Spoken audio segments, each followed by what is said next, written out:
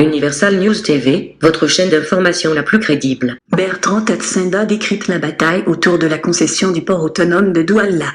Pour Bertrand Tatsenda, on ne peut pas prendre des décisions stratégiques concernant le port autonome de Douala sans penser aux pays tels que le Tchad et la République centrafricaine.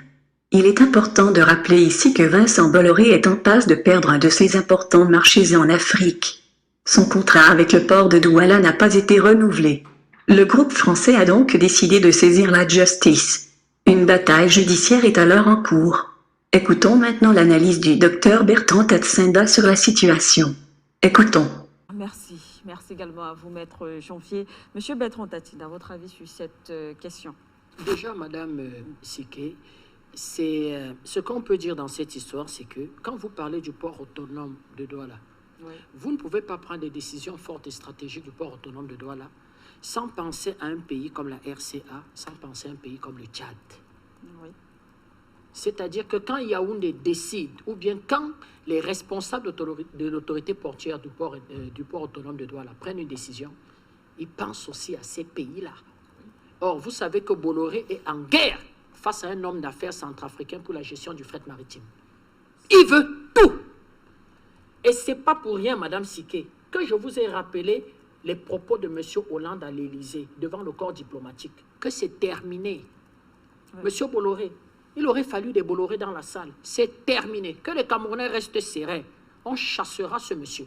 Les intimidations à 2 balles, les coups de fil et les téléphones, vous décrochez, personne ne répond. Un certain type d'intimidation bidon, ça nous galvanise. Madame Siké, de quoi s'agit-il? Il s'agit tout simplement qu'on lance un appel public à manifestation d'intérêt le 12 janvier 2018.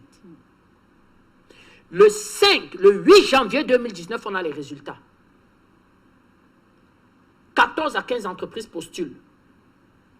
La direction portuaire, c'est-à-dire qu'une commission interne de passation de concession de terminal à conteneurs, une commission interne, ce n'est même pas le directeur du port, une commission interne chargée des spécialistes et des patriotes décide d'éplucher le dossier.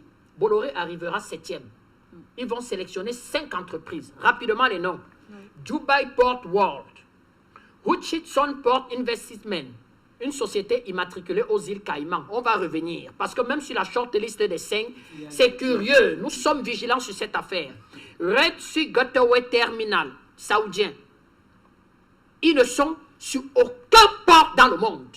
Ils font quoi là? Il faut poser les questions. Même à nos patriotes, nous disons, nous apportons un soutien total aux responsables et aux fonctionnaires de la direction portuaire du port autonome à Douala. Mais on leur pose aussi des questions et dire que Red Sea Gateway Terminal, ce sont les Saoudiens. Ils ne sont dans aucun port dans le monde. Chers Saoudiens, allez vous essayer à Paris, le port de Rouen. Commencez là-bas. Ils veulent s'essayer au Cameroun. Terminal Investment Lieutenant, société basée à Genève. Société basée à Genève. Nous commençons à se sortir. CMA Terminal basé à Marseille. Voilà les 5 qui vont être sélectionnés. On va virer Port of Singapore Authority. Ce que nous avons trouvé relativement assez curieux. Assez curieux. Parce que eux, ils ont de l'expertise portuaire. Ils travaillent à Singapour, oui. Ils travaillent à Hong Kong, ils travaillent en Chine. Je peux donner même un peu leur palmarès. Ils sont dans 28 ports dans le monde.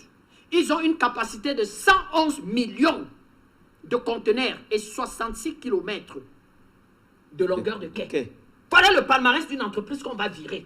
Pourquoi eux, on les a virés et on maintient dans la shortlist Red Sea Gateway Terminal des Saoudiens qui ne sont dans aucun port dans le monde. Je veux dire, même la shortlist, c'est pour ça que Madame Siké, cette histoire-ci, nous allons la suivre, c'est-à-dire qu'au prix de nos vies. C'est fini, c'est terminé cette histoire. Deuxième des choses, Madame Siké, oui, c'est qu'une fois qu'on va virer Bolloré, vous savez ce qu'il fait? Quand il saisit le tribunal administratif pour Bolloré, c'est un premier temps, c'est que le tribunal administratif lui dise que pourquoi on m'a viré? Tout à fait. Pourquoi on m'a viré? Le tribunal explique pourquoi on m'a viré. Oui. Et il menace. Il dit si on ne lui donne pas une réponse convaincante, ce qu'il fait, c'est que il porte l'affaire à l'international, oui, et il va dans une procédure d'arbitrage. Mieux, il demande tout simplement l'annulation pure et simple. Car de voyous, c'est-à-dire se trompe d'époque. Et M. Cyrus Ngor aura une première réponse dans Jeune Afrique. Jeune Afrique, c'est la boîte de communication de Bolloré. Je pourrais revenir si on a le temps.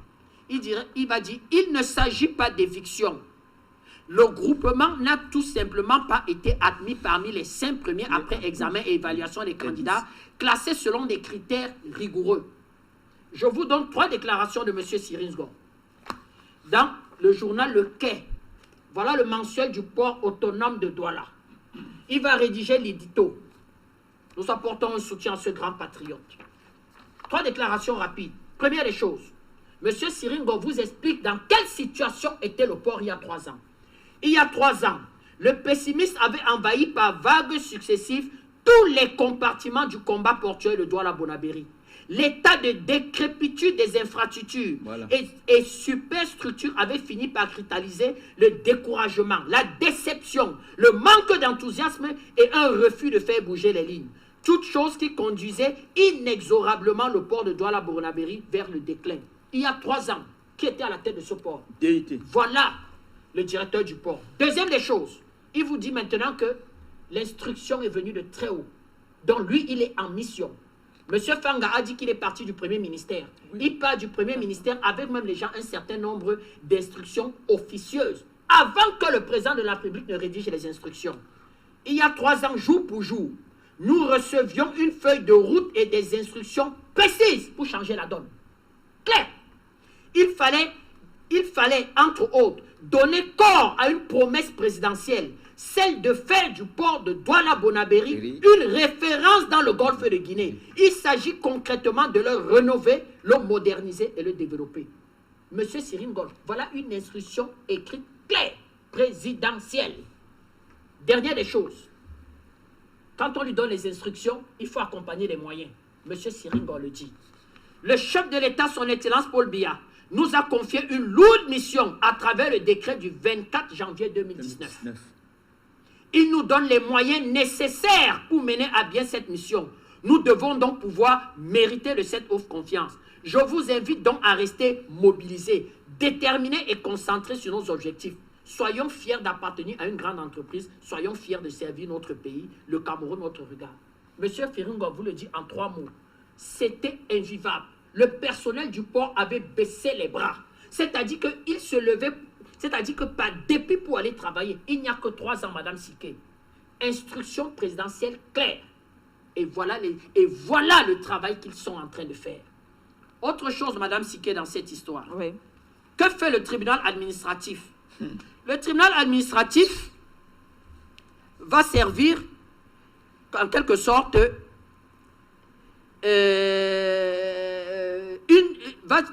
va demander en quelque sorte une suspension de la procédure. De concession. Merde. Réaction des dirigeants du port autonome, de son directeur général. Cette décision, avant l'examen au fond du dossier, ne pourra pas empêcher la poursuite du processus. Mais c'est tout. Mieux, quand on fait le PAD, janvier, vous prendrez un peu de mon temps pour expliquer. Oui.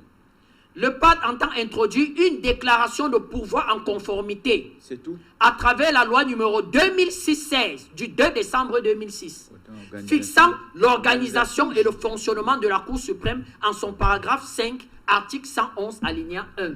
Je lis. Le pouvoir contre une ordonnance de sursis à exécution d'un acte administratif suspend de plein droit l'examen de la dite ordonnance. C'est tout. Donc, le processus se poursuit et les résultats sont attendus en quelque sorte à la mi-septembre, mi-octobre. C'est tout. Question d'expliquer que, Madame Siké, que toutes les jérémiades de Bolloré ne nous stressent pas.